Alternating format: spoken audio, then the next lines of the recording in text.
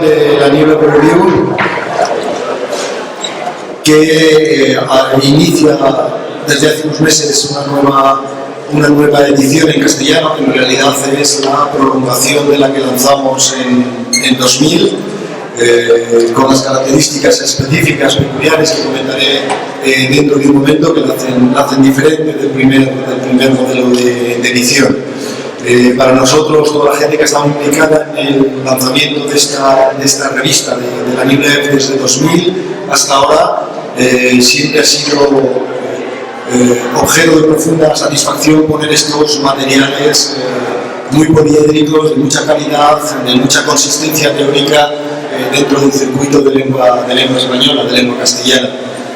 Nosotros, desde el punto de vista político, valoramos en su momento la publicación de la New Left, que realmente como un conjunto de herramientas intelectuales que podía contribuir a leer el presente, a leer la coyuntura. Obviamente, una revista no es el sustituto de un partido, no es el sustituto de una organización, pero pensábamos que realmente disponer de los mejores análisis o de un conjunto de análisis de alta potencia intelectual era crucial para pensar el presente histórico, para pensar el lanzamiento de proyectos políticos de envergadura. A mediados de 1999, el proyecto de la New Left en castellano se lanza pensando que era inminente un nuevo ciclo de movilizaciones a escala global, o al menos a escala regional. Pocos días antes de que fuera imprenta el número 0 de la New Left, se produjeron el recorte del gasto público en Madrid permite que acabemos el seminario y la conferencia. Lo intentaremos. Decíamos que si en 1999, a mediados, cuando lanzamos la hipótesis de la New Left, el cálculo era político, porque entendíamos que lo que había sucedido desde mediados de los 60 hasta mediados de los 90 auspiciaba y auguraba un nuevo ciclo político. Luego vino todo el movimiento non-global y vino luego todo el ciclo del constitucionalismo, los nuevos experimentos constitucionales y revolucionarios latinoamericanos, con todas las cualificaciones que le queramos hacer. Luego vino el movimiento non-global con todos los problemas que también tuvo. Realmente la hipótesis que manejábamos en ese momento de que realmente el material publicado por la New Left podría inspirar o podría alimentar buena parte de ese ciclo de movilización, pues se fue confirmado. Resumiendo un poco las intervenciones, decía que realmente tanto la edición de la New Left en esta ocasión, como en la anterior, respondía a una hipótesis política por la oportunidad, digamos, de la movilización social que en un caso u otro se intuía, pero evidentemente en los dos casos el modelo ha sido distinto. En el primer caso, la hipótesis política, como decía hace un instante, estaba previendo lo que ocurrió desde 1999 hasta 2005-2006.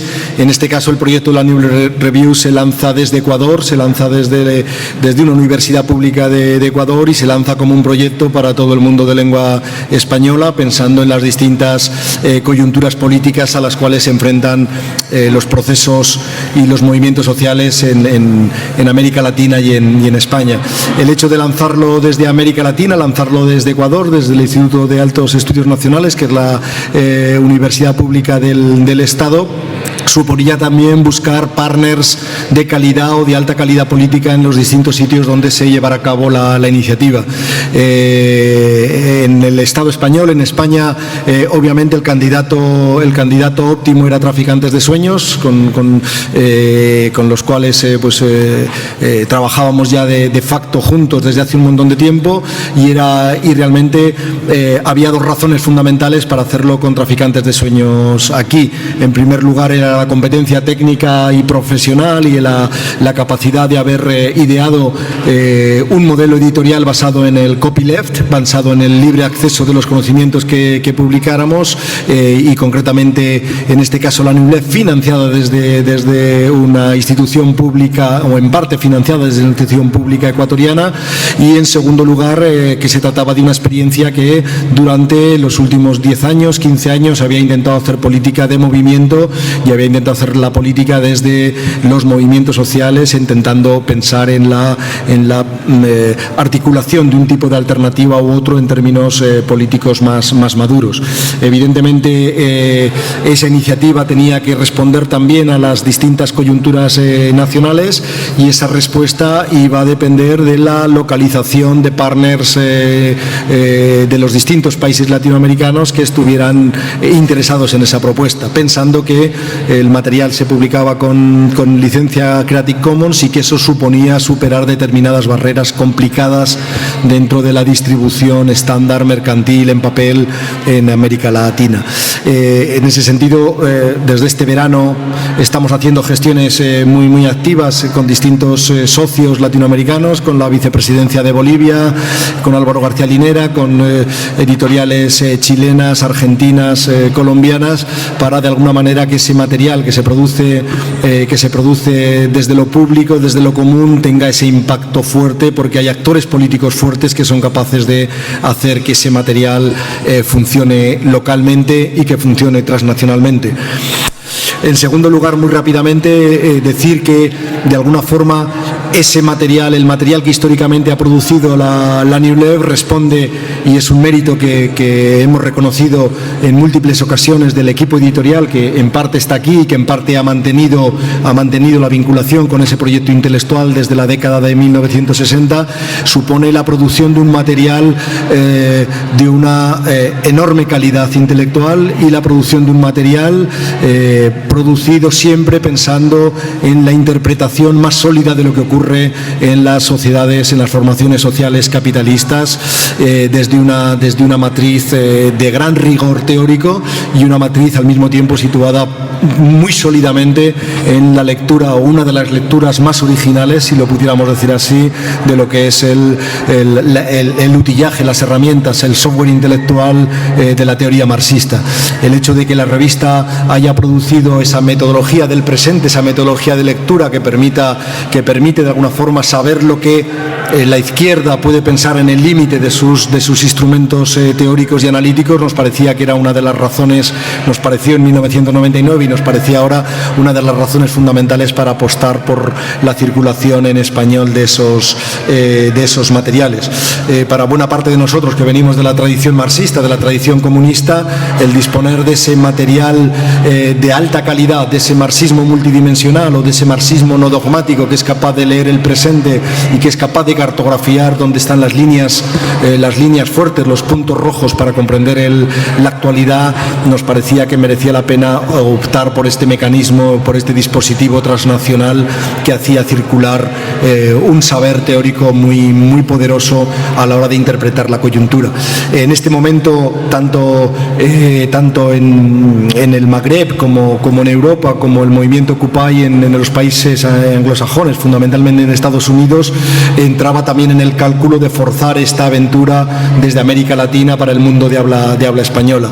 Si las primaveras árabes anunciaban algo, era que esa serpiente o esa línea roja se iba a producir también en Europa, y que de esos procesos de gran movilización social, desde el movimiento del 15M pasando por Occupy, o los nuevos movimientos que están surgiendo en América Latina, acordémonos lo que ha pasado en Brasil en 2013 o en Turquía, o incluso lo que está pasando en Ucrania, ahí había otra vez otra hipótesis de relanzamiento de la movilización política, lo que ha pasado con Podemos en España, y ahí pensábamos que de nuevo poner en circulación este material era una apuesta que merecía la pena correr el riesgo de intentarlo. Pensamos obviamente que la New Left y los materiales que, como os digo, están en la página web totalmente abiertos, tanto lo que se produjo desde 2000 como lo que se ha producido desde inicios de 2013, cuando este dispositivo que os contaba empieza a funcionar. Pensamos que el hecho que ese material esté abierto en la web nos invita a buscar nuevos partners para que realmente estos dispositivos, entre lo híbrido y lo monstruoso, dispositivos que interconectan sujetos públicos y privados, sujetos muy preocupados por la teoría y sujetos muy preocupados por la militancia o preocupados por el trabajo estrictamente político, nos invita y os invitamos desde aquí a realmente colaborar con las instituciones y colaborar con los sujetos, con los partners que están trabajando. Tanto la aportación de la Secretaría de Educación Superior, Ciencia, Tecnología e Innovación de Ecuador, como el propio Instituto de Altos Estudios Nacionales, como la aportación de Traficantes, que son sujetos muy dispares y muy heterogéneos, muy disímiles, invitan a crear esas alianzas para producir bien común, para producir lo común con una fuerte valencia política, pero al mismo tiempo experimentando con todas las formas de autoorganización y con todas las formas de intervención en lo social. Si hay otra razón de satisfacción en este sentido es que de alguna manera esta New Left con estos componentes es una buena muestra de producción de un bien común, es una buena manera de socializar los commons del conocimiento, poniendo en circulación este material que es crucial para entender el presente. Me queda solo dar las gracias a Intermediae por habernos cedido este espacio y agradecer por supuesto al equipo editor, a Susan Watkins, Perry Anderson, Robin Blackburn, Robert Brenner y Marco Deramo, el esfuerzo que han hecho para estar aquí con nosotros en estas sesiones de conferencias y seminarios. Muchas gracias.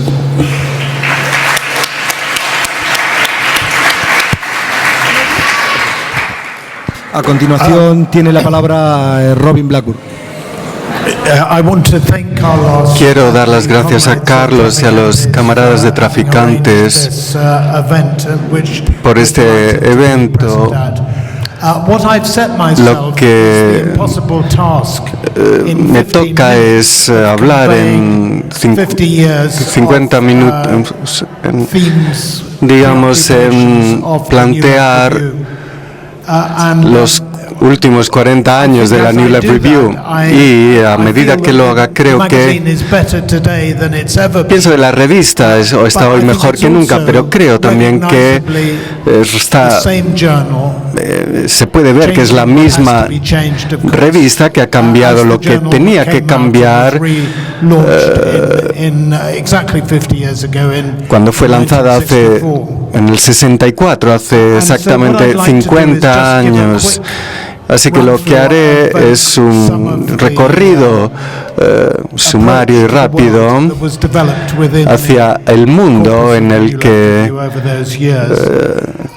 se desarrolló aquella New Left Review. El capitalismo siempre fue central, una preocupación central de la revista, y a veces siempre nos sorprendió de una manera u otra, pero siempre nos centramos en esta cuestión y tengo que decir que esto tal vez nos parecerá muy interesante hoy, pero en los 60, en el 65 en concreto, había una creencia muy generalizada entre los pensadores del laborismo inglés de que el capitalismo ya no existía. Por así decirlo, había una sociedad industrial y no teníamos que preocuparnos ya del capitalismo. Pero sí, nosotros nos preocupábamos y fue una preocupación constante para escritores como nosotros. Ya escuchábamos a Robert Brenner, que se centraba en las cuestiones del desarrollo del capitalismo. Por ejemplo, cuando publicó en el 98 acerca de la inminencia de la gran crisis, Andrew Glynn y muchos otros también contribuyeron a estas discusiones. Otra cosa que creo que es característica de la revista es los estudios por países, ¿no? Hemos analizado más de 50 países. Prácticamente hemos hablado de la mayoría de los países de este planeta. La idea era ser comparativos, ser concretos. Aunque creemos en la lucha de clases, no, es la misma en todos los lugares, está arraigada en las propias memoria, cultura y las luchas. Y hemos de ser capaces de establecer distinciones. Empezaron estos estudios con las tesis de Anderson acerca de lo que era característico de la crisis del capitalismo británico a principios de los 60 y luego se centró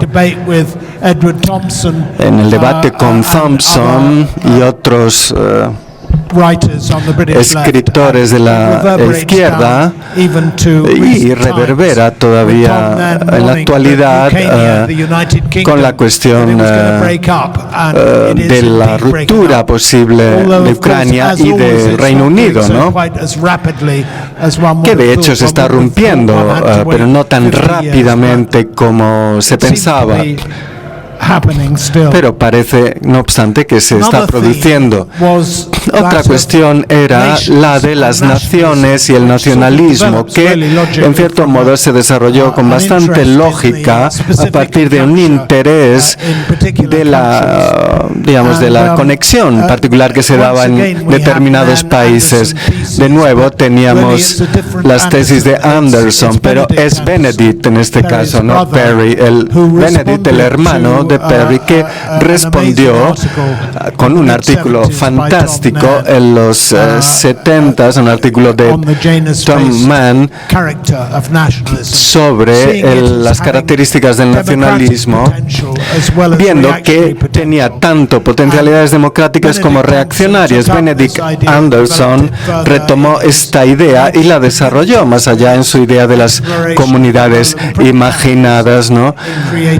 Y acerca del papel del capitalismo en la creación de la conciencia nacional. De nuevo, esto era una de las cuestiones que ha continuado marcando nuestro debate, pero con las cuales la izquierda marxista británica nunca estuvo de acuerdo, puesto que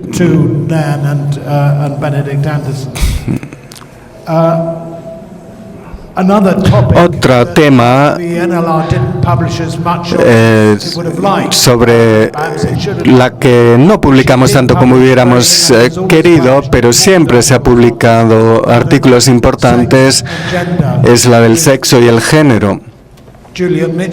Con Juliet Mitchell, que escribía acerca de la revolución de las mujeres en el 66 y anticipaba la segunda ola del feminismo, y hasta los tiempos más recientes con Susan, que está publicando la evaluación de Nancy Fraser de 50 años de movimientos y luchas de mujeres. David Thornback ha escrito sobre la sexualidad gay. De hecho, hay solo 2 o 3 artículos en todo el periodo de 50 años, pero son grandes artículos que recomiendo encarecidamente. A veces no publicamos tanto como quisiéramos, pero esto, por así decirlo, se ve compensado por la calidad. El socialismo, la clase obrera, la nueva izquierda, esta es un área de preocupaciones naturales que hemos contribuido a documentar las condiciones reales de los trabajadores. Por ejemplo, algo que Ronnie Fraser, que es también un historiador destacado de España, publicó una serie de artículos, 40 artículos de experiencias de los trabajadores en el mundo. André Gortz, otro gran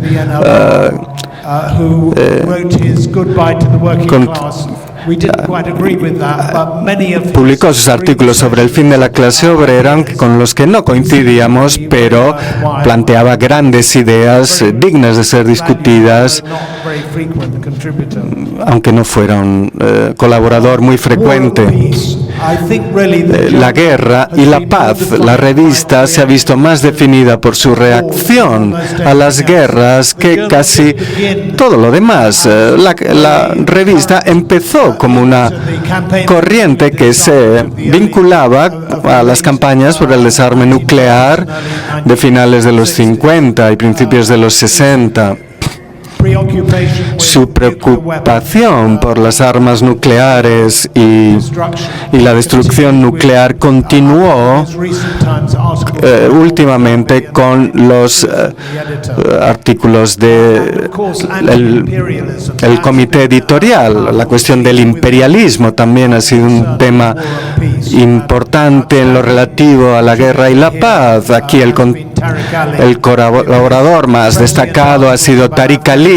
Sus artículos sobre Afganistán e Irak recientemente se han traducido también en libros que han tenido una enorme difusión.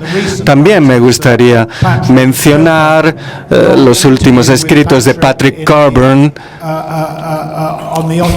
sobre la ocupación de Irak, que luego transformó en un libro y que continuó con escritos sobre las últimas evoluciones de Irak y Siria y el Kurdistán, que también se han publicado en la London Review of Books.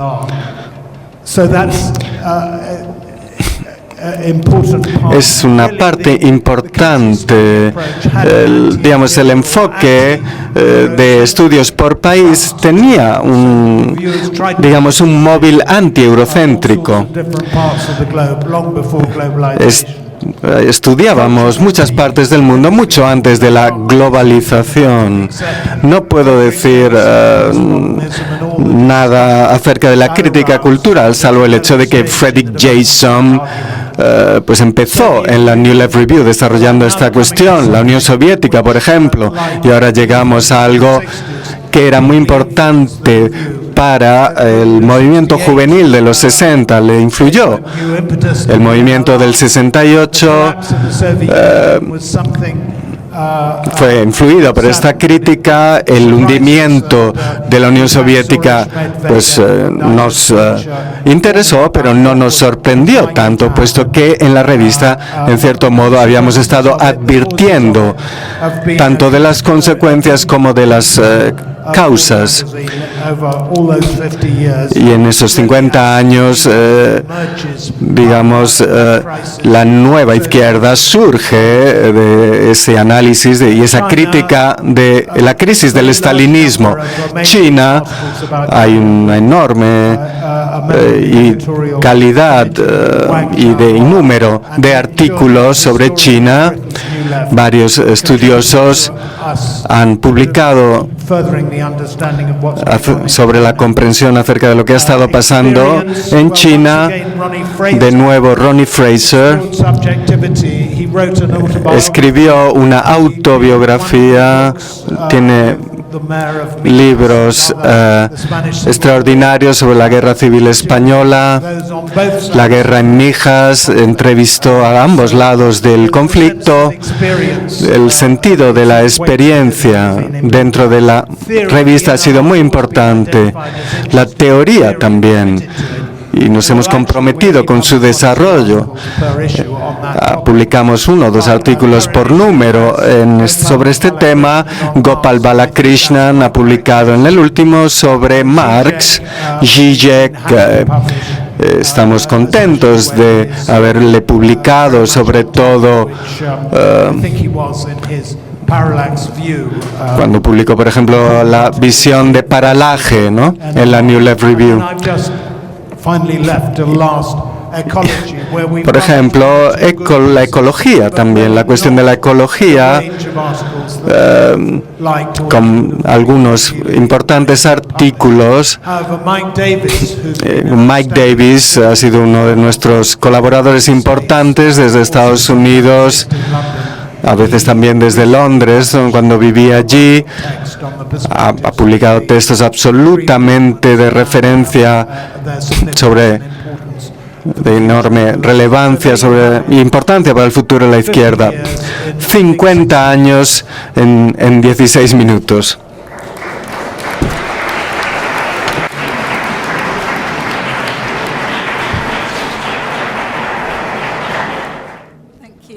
Gracias. Perdón que hable en inglés. ¿Estoy hablando demasiado alto? Voy a ser muy breve porque sé que queremos llegar a la discusión más sustancial sobre la crisis económica con Brenner y Blackburn.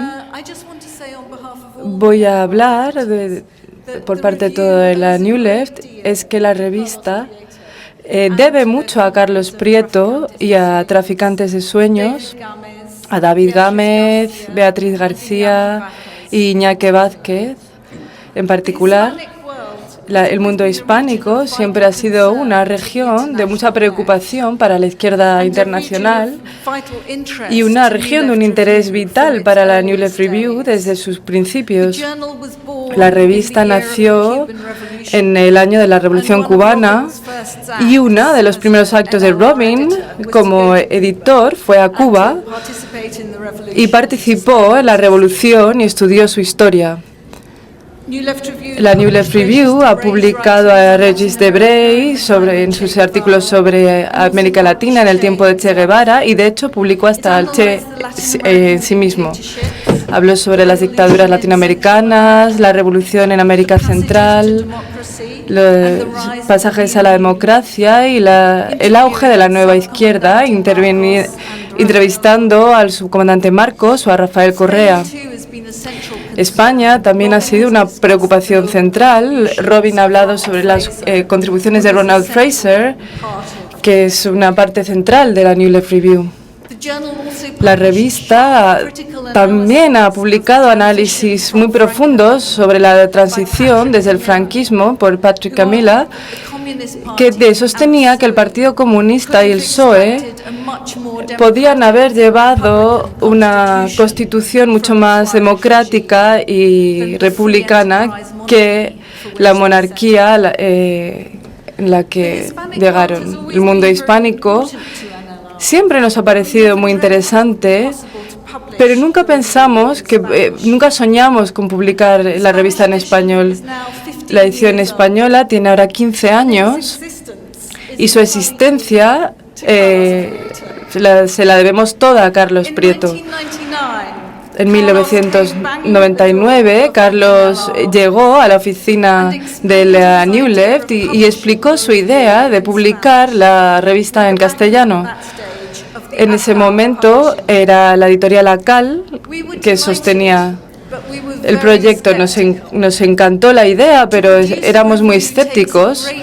Producir una revista es mucho trabajo y es muy difícil ganar algún tipo de beneficio, pero Carlos lo consiguió. Los números empezaron a salir uno tras otro, enseguida salió una página web y cuando terminó el acuerdo con ACAL, Carlos consiguió un nuevo acuerdo con los camaradas de Traficantes de Sueños y con el apoyo del Instituto de Altos Estudios Nacionales de Ecuador y con la Secretaría de Educación Superior en Quito. En los últimos 15 años, desde que la versión española de la New Left ha salido, el mundo hispánico es cada vez más central para la izquierda internacional. Hay cada vez más oposición al consenso liberal. La única región en la que un grupo de estados ha girado hacia la izquierda, siguiendo las victorias de países de la izquierda radical en Venezuela, Ecuador y Bolivia, y Cuba, el único partido comunista que ha intentado mantener sus beneficios sociales después del mundo postsoviético.